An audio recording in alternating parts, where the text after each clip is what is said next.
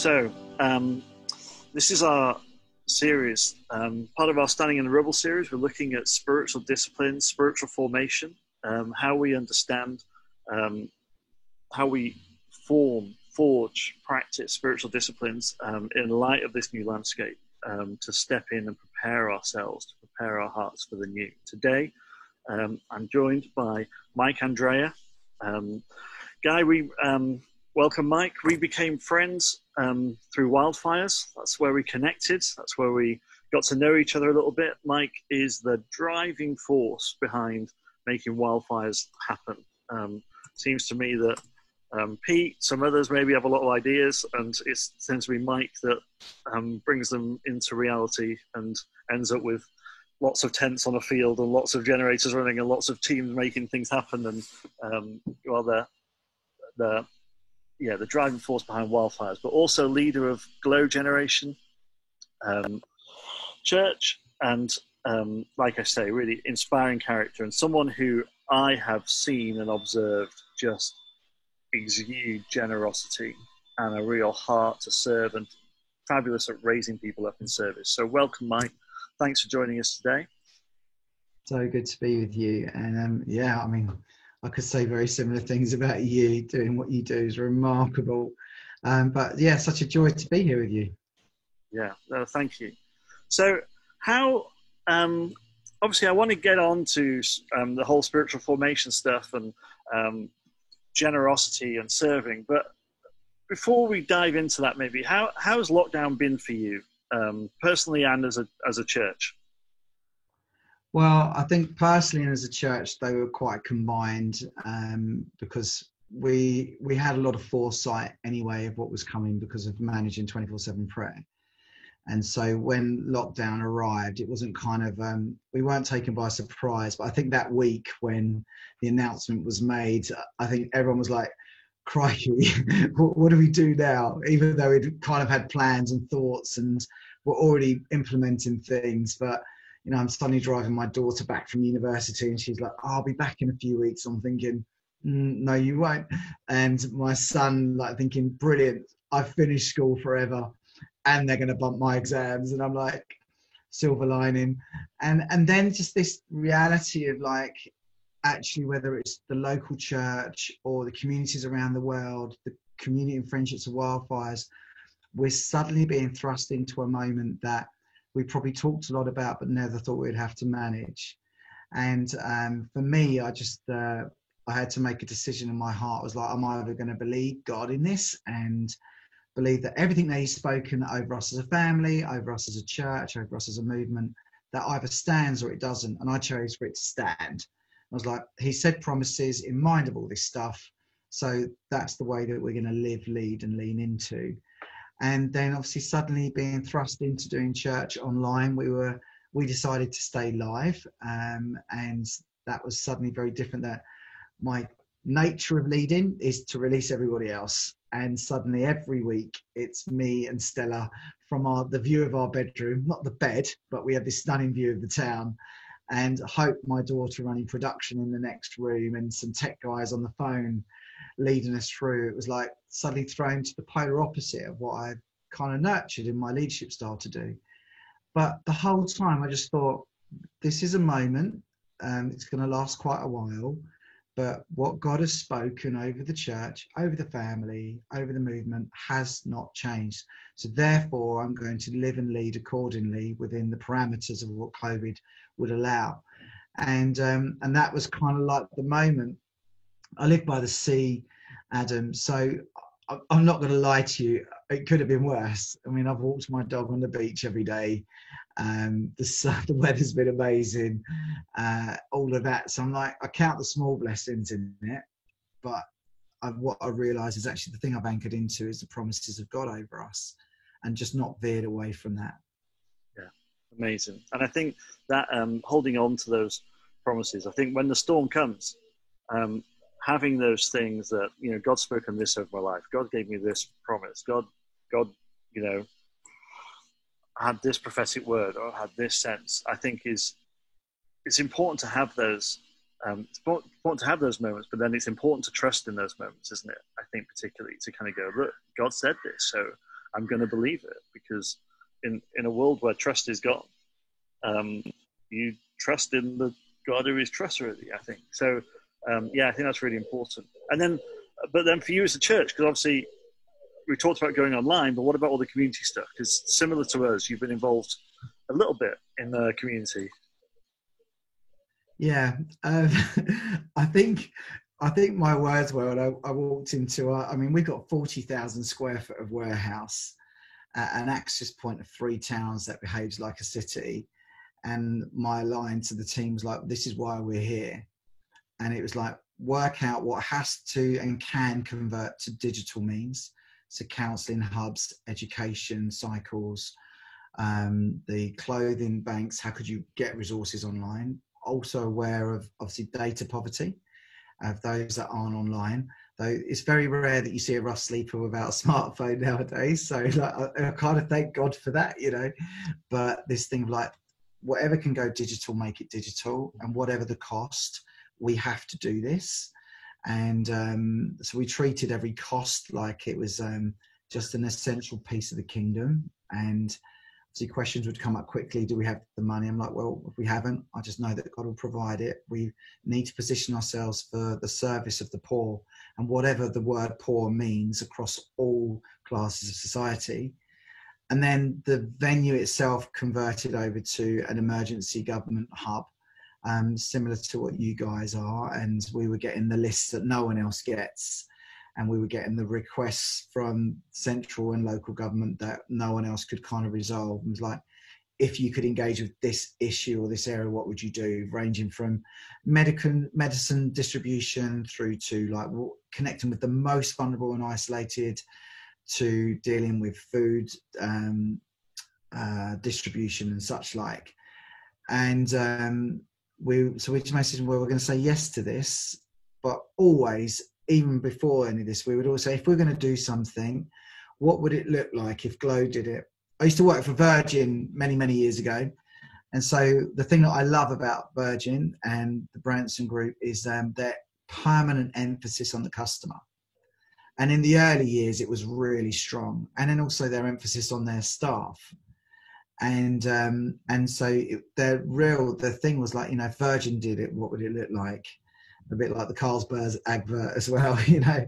And so that was our lines of what would it look like? What would be the kingdom touch to it? And not just here's some food or here's your medicine. What's the bit that draws someone closer to the ultimate provision of knowing Jesus? And our local authorities know that we think that way. The government know that we think that way. And they ask us why we think that way, because they see the results of the stuff that we do anyway. And it's always based in prayer and authentically loving people. And so we decided that everything we could do would continue. We just needed to find the route for it to work. And at that point, it's really important to understand we weren't a food bank. We supported a regional food bank. Their depot, their distribution points in our complex on our warehouse site. But we thought, you do what you're good at, and we're good at providing into that. But then suddenly we created this challenge of being this distribution. And but we behaved like it was like wildfires or an event we do locally, like in a park. And we were like, we're going to do this like it was an event. And the teams were amazing. And so they've provided over 17,000 meals, hundreds and hundreds of prescriptions delivered, hundreds of like befrienders. I mean, it's just phenomenal. But 15, 16 weeks ago, we were kind of like, you know, don't do this. But we thought, well, this is where Jesus would go, so we're going to try it. And that brought us into conversations with local authority and the government. And one of the moments that really was significant for us was I was sat on a digital round table as such with lots of charities and the government and local authority, and everybody was like, yes, we can provide this, we could do that. But it was always backed up with, but you'll need to pay for this. And I just sat there and I understand why, because I mean, you need money to make these things happen. But I just felt the Lord speak to me and say, this is not you. And so I just texted the chief executive of the council and I said, we won't ask for money from you until we've bled our reserves dry, because this is the reason we are here. And she phoned me afterwards and was crying on the phone and just said, no one in her history of being in that level of leadership has ever done or said anything like that before. And I went, but that is the way of the kingdom. And I was like, I do get why people are saying it, but we're not here to make money out of you. The irony is that we've received more resource than we've ever done. Right. And I'm like, that's God's economy, right? You know, give it away and he'll just keep topping you up, you know. And but really what's been beautiful is the relationship's gone to a whole new level, and where there's such a respect for our faith in this. And we've been in this for 20 years, but there's this language that's changed, and they're like, we just know when you say yes, it's like a yes in everything. And it's authentic, and that's the word I'm looking for. So it's thrown the church locally into an incredible position, where now we're beginning to engineer ideas for the autumn. And what does summer look like? We live by the sea. So my language of the beach is, look, you know, like drink wine, watch sunsets together. It's kind of my language. Like, you know, embrace where we are, because when the night's closing, this is going to get harder again. Yeah. But then we'll be in imagining engineering, stuff like that. We've launched a ministry of fun that anyone in the area can connect to. People can access resources. We've got bereavement listeners and all of that lined up. But when we just kind of lent into what's going on, I thought, where would we want to be as a church? Where would Jesus be, regardless what it costs? And so far, you know, Lord, it's worked. So that's what we're doing. That's amazing. And yeah, really encouraging as well. And, you know, I think we've known each other for a few years through the wildfires, 2 or 3 years through the wildfires thing. And I think there always has been this sort of resonance between the churches when I listen to how your church operates and what you do. And I think there are also similarities. But like I say, the thing that has shone for me, I mean, obviously the ability to put a festival on, that get that sort, you know, that get it done attitude, organize, you're amazing at that sort of stuff. But the thing that has shone for me with you, Mike, is that spirit of generosity. And I'd just love to talk about that a bit more. Is that something you've always had, or is that something you've had to forge, choose? Is that where does that come from? It's both. I mean, Greek Orthodox dad, English mum, grew up in the Greek Orthodox culture, and so that was big family tables, big food, big life, big everything. You know, my big fat Greek wedding is a good parallel. I mark my words. So the idea of what's mine is yours has always been in me. And I would say that to you. If you arrived at 11 at night, I'd be like, let me feed you. What do you need? Well, you know, and not just what do you need, I want to bless. Yeah. And I just get great joy in giving. I just think when we give, it just unleashes something that's just so beautiful and powerful. But the benchmark verse for me, though, actually is, ironically, is John 3:16, where it says, for God so loved that he gave his one and only son. But I lean into, for God so loved that he gave. You know, now obviously for salvation, we lean into the whole message of Jesus, but out of authentic love, there's generosity. It's an expression of love. And so I'm like, you know, if we want to see transformation, we want to see change, we will give our way into that and through it. And I've never, ever experienced God not pay the bill. I've experienced 11th hour moments when it's been like, this is tight. And, you know, like, so we have a stunning complex. And when people come in, they think that we must have so much money. And like yourselves, we host some of the poorest wards in the United Kingdom. In fact, 2 of them are in the top 1%. And so we're not surrounded by like serious cash. We're surrounded and made up by serious, generous people. They're caught with that value in them. And within that, we go into this complex, and like the Lord told us to go. So we went, and we figured if we had to meet in this warehouse, just as a warehouse with rubbish floors and terrible toilets, that's fine. But he just led us every step and provided each time to be able to renovate a space that became, we would call, a city within the city. That's our vision for our complex. You know, it can burn down with a match, and that might happen one day, but while it's there, it's a city within the city, and we are the population of that, drawing others in. But when we were going after that, we just said to the church, like I said, the narrative over the area is that it's poor. It's one of the poorest of poor places and all this kind of stuff. And that always bothers me, because I feel the narrative of the kingdom that's within me, the language that God has given me through scripture, supersedes that, whatever the statistics say. And when it comes to generosity, it's like, I believe that we give our way out of poverty.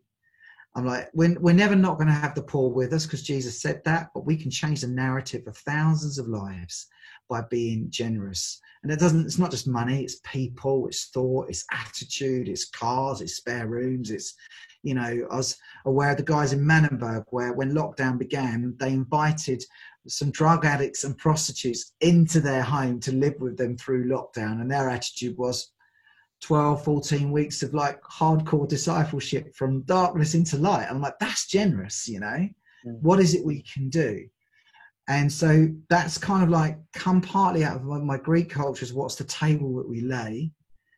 But then there are moments as I grew up, when I became a Christian, that I could feel that thing kind of really reacting in me, even toward the church.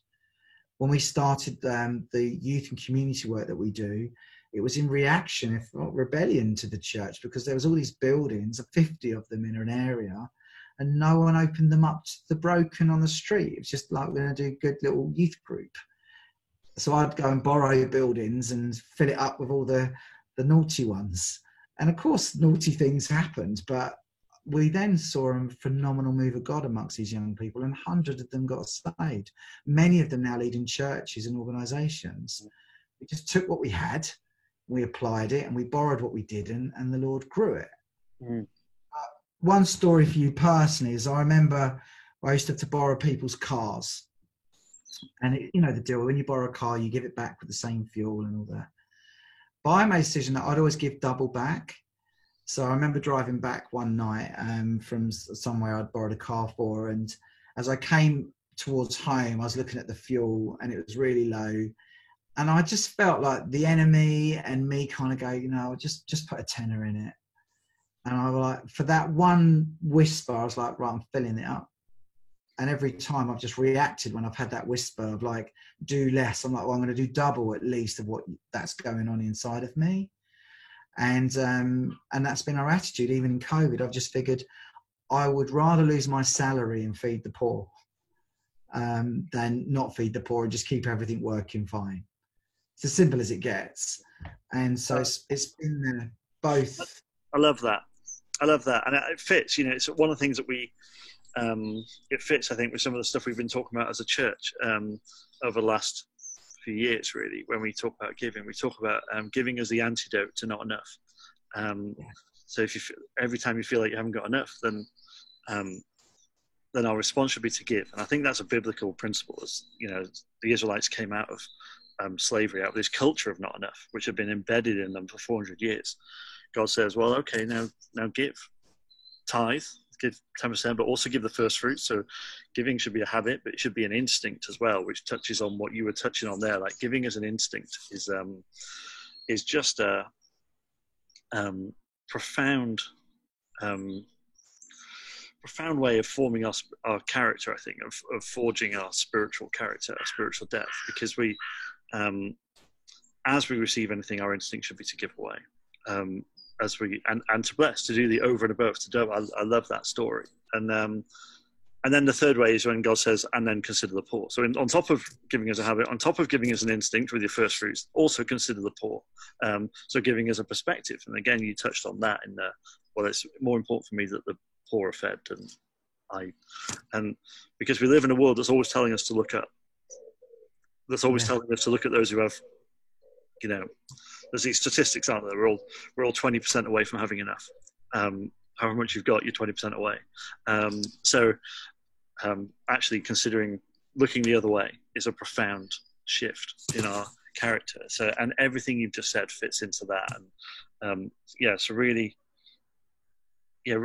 encouraging. So, but what if? So, what would you speak into? I guess that is because that's stuff that you've been working on for a while. But speaking to the church, our church, the church, in lockdown, in this new landscape? How do we practice generosity? How do we practice serving in this landscape? We have 3 values in Glow. It took us 10 years to name them.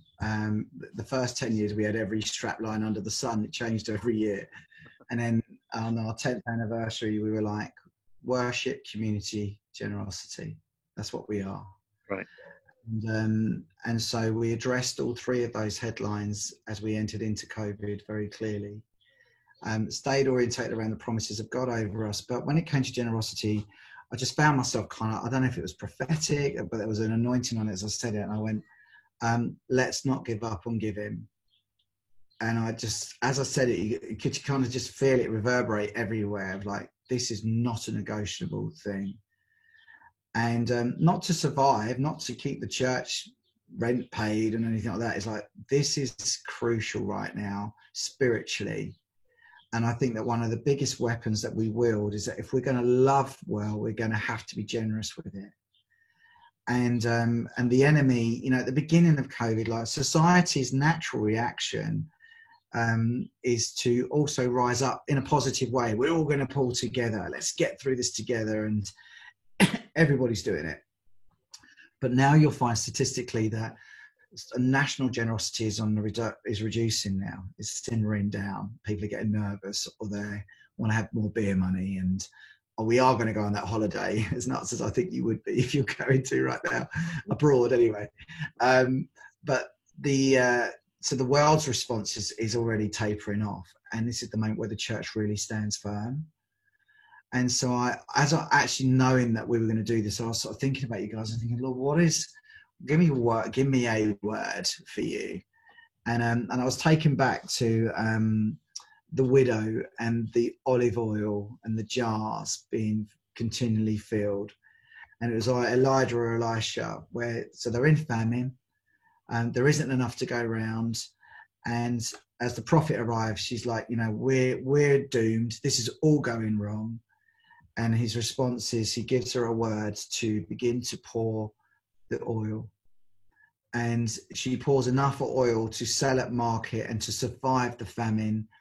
And I would suggest to give away. But the actual thing at the beginning was that the initial response is the widow has to obey the basic principle to see the miracles of God around me and therefore affect other people. I have to just do the simple instructions of the Lord, and that is to give of what I've already got. And I think for you, for us, but I do think this is a word for you guys in season, is now is the time to intentionally, that when you give, you're like, Lord, I'm giving out of that one olive oil jar. But I know that as I give, the promise over us is that you're going to cause this flow to not stop until we're through the other side. And not just through the other side, but you're through the other side with your vision intact. You've served the neighbor, you've blessed the homeless, you've gone for the most marginalized in these times, and you've not given up on generosity. The widow could have said, no, sir, I need to keep this and preserve it for as long as it will take. Yeah. No, she just went, okay, I'm going to take you at the Lord's word. And she began to pour. We must be a people that don't say, no, sir, I'll do this at the end, or I'll give an offering next year, or I'll do some regular giving in 3 months' time. This is not the time. This is the time to go, my confidence is in the Lord. And when it comes to my stuff, this is how I will live it out. You know, one of the things that saddens me, Adam, in the cultural church today is the diminishing theology of the tithe. Right. It saddens me because people say, well, it's old church, it's Old Testament, it's an old theology. And, you know, as much as I love, we live in a world now where our learning is so accessible. I was taught just basic principles as a baby Christian, you know, and one of those was tithe. It belongs to the Lord. There was no mucking about. There was no apologizing for it. There was no feathers on it. It was like, it belongs to the Lord. And I was like, I had a fear of God that was healthy and was like, if it's the Lord's, then it's his, you know. So I remember I would get a brown pay packet and I would take 10% of that brown pay packet. And I was taught by someone else who used to have their brown pay packet, and they'd have 10 other envelopes, and they were all written on for what they were to pay. One of them just said the tithe. And what I realize is that when we do just the basic thing that the Lord asks us to do, expansion financially does occur. When we go above and beyond, we should have no expectation for that to come back to us for more. It's an offering, but God can't help himself. Yeah. Because God so loves you that he'll give. And it's like we lose the basic simple principles. You don't drink enough water, you get a headache. You don't brush your teeth, you stink like a dog. If you don't get enough sleep, you're grumpy in the morning. You know, if you don't do your food shop at the right time, if you've got kids, they're going to riot. You know, the basics. But when you do the basics and they live in the order that they should, it releases something. And, you know, I just feel, I see the church as these olive jars. It's like, come on, I dare you to just begin to pour, not preserve, to pour. Now's the time to pour. And I think there's going to be a narrative that's going to come out of you guys. It's going to be quite illuminating. And Adam, I was praying for you and your leadership. And I just felt this. It's like, you know, big faith provides big dividends. Not reckless faith, just big faith gives big dividends. And, you know, all the funders and traders and trusts that hold this money, you know, they're worried about their dividends next year. But I say to you, big faith will command big dividends. And I think there's a story coming out of you guys over these next few months that others are going to come and hear because you didn't give up on what you were called to do. And one of those things is that you are called to give. Yeah, no, thank you, Mike. Really appreciate that, and appreciate your word there, and that really resonates, and it speaks into. I love the you know, this whole spiritual formation is about the simple instructions. You know, we're looking at worship, we're looking at prayer, we're looking at giving, we're looking at these getting into the word, and we're looking at these simple aspects of our faith, but that are so formational to us as we step into the new. So yeah, no, really appreciate your input on that. Thank you so much. Thank you for your continued and growing friendship through this, and just so much blessing on what you're doing out there as well. I believe, like me and Rachel, you and Stella are taking August off, so congratulations on that. I think well earned. And yeah, let's see where we head. And I'm excited about Wildfires next year.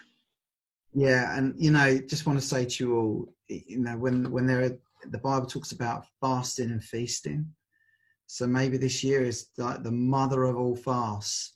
So hey, let's get to feast next year. We're confident it's going to be fine and running. We, for no other reason that we're just confident it'll be okay. But if any of you managed to watch online as well, because you haven't come, fabulous. Now you know. And we're going to do some Wildfires online stuff in the autumn as well. So so we're encouraged with that.